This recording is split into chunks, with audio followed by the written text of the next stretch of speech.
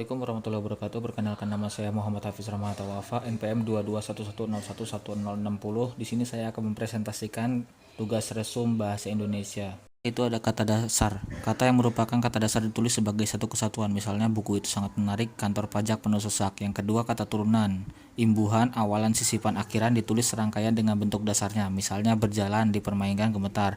Imbuhan dirangkaikan dengan tanda hubung jika ditambahkan pada bentuk singkatan atau kata dasar yang bukan bahasa Indonesia, misalnya mem-PHK-kan, di-upgrade. Bentuk dasarnya berupa gabungan kata awalan atau akhiran ditulis serangkaian dengan kata yang langsung mengikutinya atau mendahuluinya, misalnya bertepuk, bawahi, sebar, luaskan. Jika bentuk dasar yang berupa gabungan kata mendapat awalan dan akhiran sekaligus untuk gabungan kata itu ditulis serangkai, misalnya dilipat gandakan, menggarisbawahi, menyebarluaskan. Yaitu jika salah satu unsur gabungan kata hanya dipakai dalam kombinasi, gabungan kata itu ditulis serangkai, misalnya adipati, aerodinamika, antar kota, antibiotik, anumerta, audiogram, catur tunggal, dwi warna. Selanjutnya yaitu bentuk ulang. Bentuk ulang ditulis dengan menggunakan tanda hubung di antara unsur-unsurnya, misalnya anak-anak, berjalan-jalan, biri-biri. Bentuk ulang yang unsur keduanya adjektiva ditulis dengan mengulang unsur pertama atau unsur keduanya dengan makna yang berbeda, misalnya orang besar sama dengan orang-orang besar atau orang-orang besar-besar.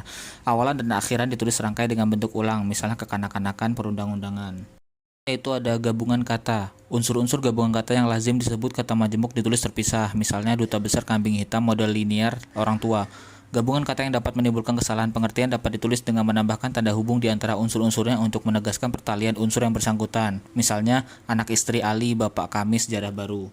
Yaitu gabungan kata yang dirasakan sudah padu benar ditulis serangkai. Misalnya, acap kali, dharma siswa, ada kalanya dharma wisata. Selanjutnya lagi yaitu ada partikel. Partikel lah, kah, dan tah ditulis serangkai dengan kata yang mendahulunya. Misalnya, bacalah buku itu dengan baik-baik, apakah yang tersisa dalam surat itu. Partikel pun ditulis terpisah dari kata yang mendahulunya. Misalnya, apapun permasalahannya, dia dapat mengatasinya dengan bijaksana. Partikel per yang berarti demi, tiap, atau mulai ditulis terpisah dari kata yang mengikutinya. Misalnya, mereka masuk ke dalam ruang satu persatu. Selanjutnya ada singkatan dan akronim. Singkatan adalah bentuk singkat yang terdiri atas satu huruf atau lebih. Singkatan nama orang, nama gelar, sapaan, jabatan, atau pangkat diikuti dengan tanda titik di belakang tiap-tiap singkatan itu. Misalnya Nasution, Hamid, Haji Hamid. Singkatan nama resmi lembaga pemerintahan dan ketatanegaraan, badan atau organisasi, serta nama dokumen resmi yang terdiri atas gabungan huruf awal kata ditulis dengan huruf kapital dan tidak diikuti dengan tanda titik. Misalnya DPR, Dewan Perwakilan Rakyat.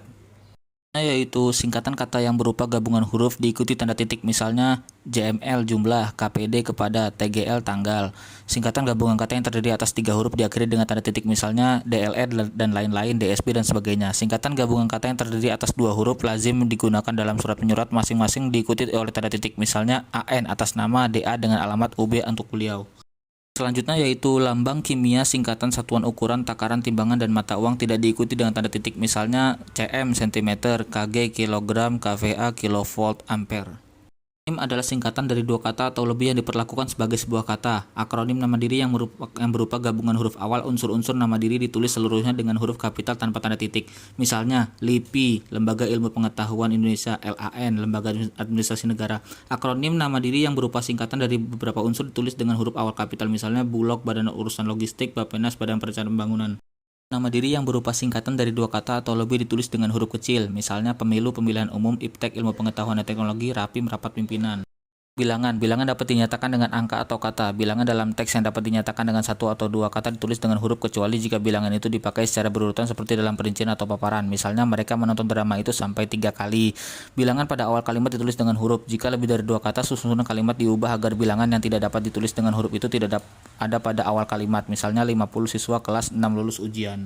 Tunjukkan bilangan utuh besar dapat dieja sebagian supaya lebih mudah dibaca. Misalnya perusahaan itu baru saja mendapat pinjaman 550 miliar rupiah.